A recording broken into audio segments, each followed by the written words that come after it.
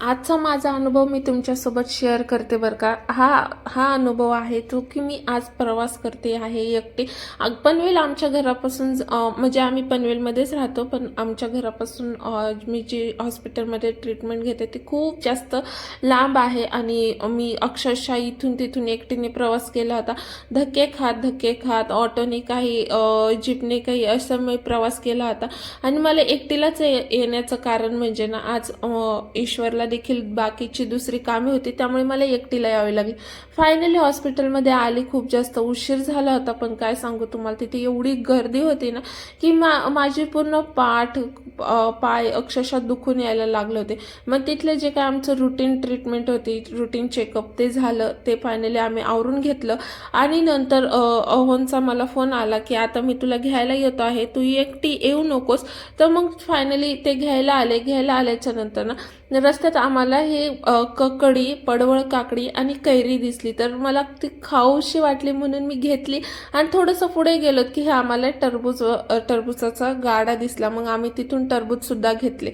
आणि तुम्ही पण असंच करता का? टरबूजवाल्याकडून टरबूज घेताना नेहमी ट्रॅव्हलिंगमध्ये खाण्यासाठी टरबूजाचे कापून घेता का?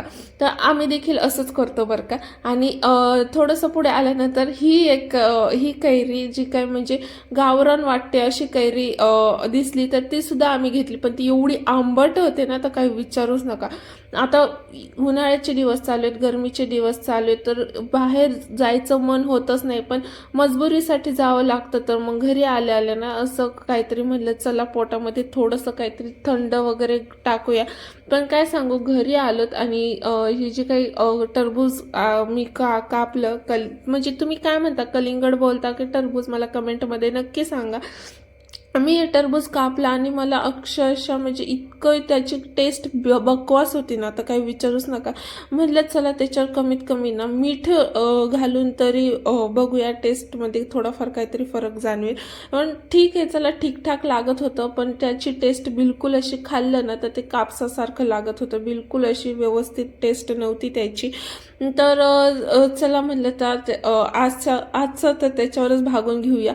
आणि जी काही दुपारी कैरी आणली होती ना, त्याची अशी काहीतरी रेसिपी मी संध्याकाळी बनवली होती, जी की मला खिचडी भातासोबत कॉम्बिनेशन खूप जास्त आवडतं.